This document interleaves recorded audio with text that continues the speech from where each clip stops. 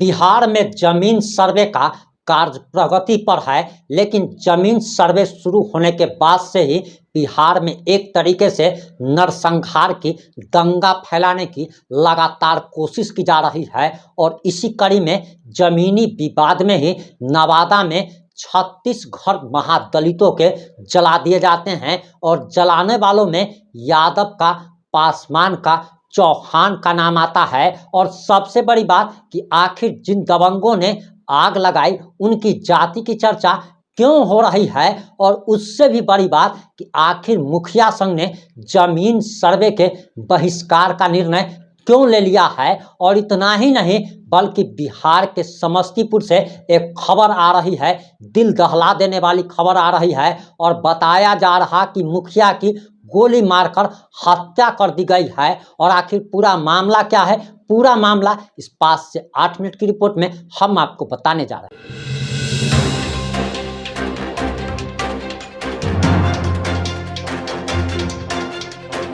नमस्कार, मैं प्रिंस कुमार सिंह और आप देख रहे हैं पॉजिटिव इंडिया।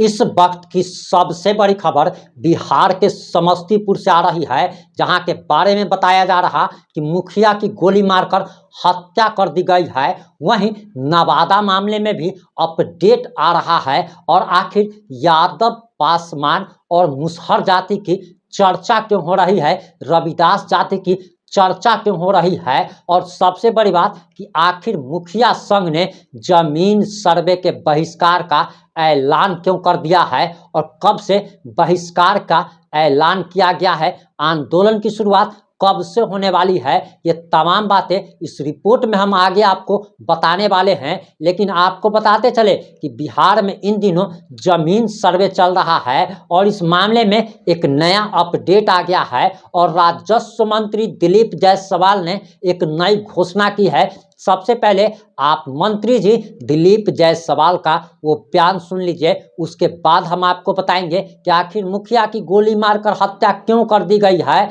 और सबसे बड़ी बात कि बिहार में जमीन सर्वे का आखिर बहिष्कार का ऐलान, आंदोलन का ऐलान क्यों किया गया है। इसके साथ ही साथ नवादा में दलितों के घर जलाए जाने पर क्या नया अपडेट सामने आया है, वे तमाम बातें इस बुलेटिन में हम आपको आगे बताने वाले हैं। लेकिन सबसे पहले मंत्री जी का बयान सुनिए। का एक बेटा था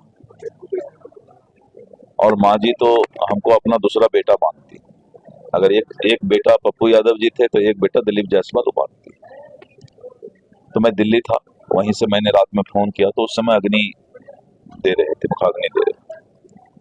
कल पटना पहुंचा मैं और वहीं से अभी सीधे मैं सहरसा होते हुए यहाँ पहुंचा हूँ। बहुत ही दुख है कि अपने परिवार से एक जो हम लोग के अभिभावक का और उनका प्यार मिलता था वो हम आज खो दिए। अपने परिवार के एक आदमी, एक लोग हमारे बीच से चले गए, तो बहुत दुख है। और हम लोग दोनों भाई मिलकर के उसको सहन करेंगे। उनका बहुत ही पिताजी के बारे में ये कहा जा सकता है बहुत ही उच्च विचार के लोग थे। उनकी सोच, समाज के प्रति उनकी चिंता और लोगों का इतना आदर करते थे, सबका इतना आदर करते थे सबका कि सभी लोग उनके प्रति अपना सम्मान रखते थे।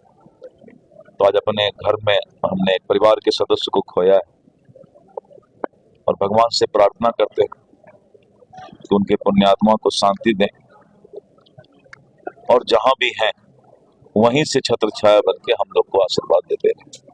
सर्वे को लेकर लोगों में काफी कंफ्यूजन हमारे चूंकि ये न्यूज अभी तक मैंने नहीं दिया है किसी को, कल हम देने वाले थे, आपने पूछ लिया तो मैं बता रहा हूँ कि हम लोगों ने समझा कि जनता को शुरू में परेशानी हो रही है कागजात ढूंढने में, क्योंकि सभी लोग सोच रहे थे कि सब हमारा ठीक ठाक है।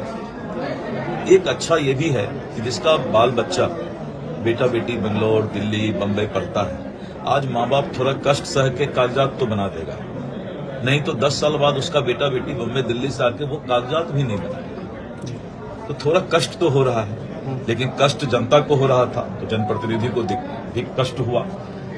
तो हमने एक फैसला लिया है, 1-2 दिन में पत्र निकाल दें कि अभी हम 3 महीना उनको कागज ढूंढने का, कागज तैयार करने का पहले समय देंगे, तब हम सर्वे का डिक्लेरेशन स्टार्ट कराएंगे।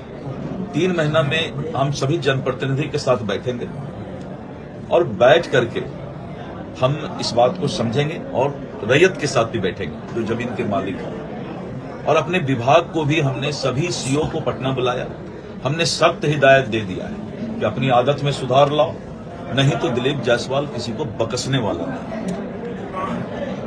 और विभाग में भी सुधार लाऊंगा, मैं किसी को बकसने वाला नहीं। और रैयत को भी, जो जमीन के मालिक हैं, घर के मालिक हैं, उनको भी हम 3 महीना का समय अभी देंगे जिससे कि वो कागजात तैयार कर ले। बेतिया राज की अंतिम रानी निर्वंश थी, उनको कोई बच्चा नहीं हुआ और उनका बिहार के पश्चिम चंपारण, पूर्वी चंपारण, मुजफ्फरपुर और उत्तर प्रदेश में इलाहाबाद, लखनऊ, बनारस, बहुत जगह बेतिया राज की संपत्ति है, हजारों लाखों करोड़ की संपत्ति है। उसको लोग गलत तरीके से जो है लूट रहे थे, माफिया लोग उसमें लग गए थे पूरा। मैंने बेतिया राज के लिए एक नया विधेयक लाने का प्रस्ताव अभी भेजा है कि जहां भी जो केस बेतिया राज का जिस भी कोर्ट में है उसको निष्क्रिय माना जाएगा। ये हाउस पास करेगी कानून और इस तरह करके जमीन माफिया और अतिक्रमणकारी पर मेरा सीधा नजर है कि उन लोगों को हम बख्शने वाले नहीं हैं। और जो गलत पदाधिकारी है, जो सुधरना नहीं चाहता है, जिसके जेहन में भ्रष्टाचार चला गया है, वो भी मेरे कलम से बचने वाला नहीं है। और मैं किसी से कंप्रोमाइज भी करने वाला नहीं हूँ। स्वभाव से ही ये स्वभाव मिल गया है, अब हम कुछ बोल नहीं सकते हैं। लेकिन जनता के साथ हर वक्त सरकार रहेगी और सरकार में मंत्री का ये वादा और भरोसा है। आपने मंत्री जी का बयान सुन लिया होगा, ध्यान से सुना होगा। अब हम आपको बताने जा रहे हैं सबसे पहले कि बिहार के समस्तीपुर में मुखिया की गोली मारकर हत्या कर दी गई है। और बताया जा रहा कि दरअसल ये मोरबा के बनबीरा पंचायत के मुखिया नारायण शर्मा थे, जिनकी गोली मारकर हत्या कर दी गई और इनके सीने में अपराधियों ने गोली मारी है। बताया जा रहा कि इनके पंचायत के एक व्यक्ति ने खुद से या कैसे भी आग लग गई थी और वह व्यक्ति कई दिनों से अस्पताल में भर्ती था और अस्पताल में ही उसकी मौत हो जाती है। और उसके अंतिम क्रियाक्रम में शामिल होने मुखिया यानी कि बनबीरा पंचायत के मुखिया नारायण शर्मा जाते हैं और घाट पर ही जमीन विवाद को लेकर ही कुछ बहस छिड़ जाती है। और 2 पार्टियों में बहस जब छिड़ती है जमीन विवाद को लेकर, जमीन सर्वे को लेकर, इसी में मुखिया नारायण शर्मा 2 व्यक्तियों के बीच बचाव करने लगते हैं। और इसके बाद एक व्यक्ति जो उसमें अपराधी प्रवृत्ति का था और उस समय अपने पास हथियार रखे हुए था, वह हथियार निकालकर मुखिया नारायण शर्मा को घटनास्थल पर ही गोली मार देता है, जिसमें मुखिया नारायण शर्मा की मौत हो जाती है। और लगातार जमीन सर्वे में हत्याओं का दौर शुरू हो चुका है। आप सभी जानते हैं कि जहानाबाद में वंशावली बनवाने आए एक व्यक्ति की उसके ही पटीदार ने हत्या कर दी थी। अब मुखिया जी की हत्या हो गई है और इससे मुखिया संघ में काफी आक्रोश पनप रहा है। मुखिया संघ ने बिहार में जमीन सर्वे के बहिष्कार का ऐलान कर दिया है और इसी के साथ कहा जा रहा कि 15 अक्टूबर से मुखिया संघ इसका बहिष्कार करेगा। बड़े आंदोलन की तैयारी की जा रही है। वहीं आपको जानकारी देते चले कि नवादा के 80 घर बताया जा रहा था कि 80 दलितों के घर जलाए गए हैं। हालांकि बाद में आधिकारिक पुष्टि के अनुसार बताया गया कि 36 घर जलाए गए। ये भी विवाद कहीं ना कहीं जमीन सर्वे से जुड़ा हुआ है।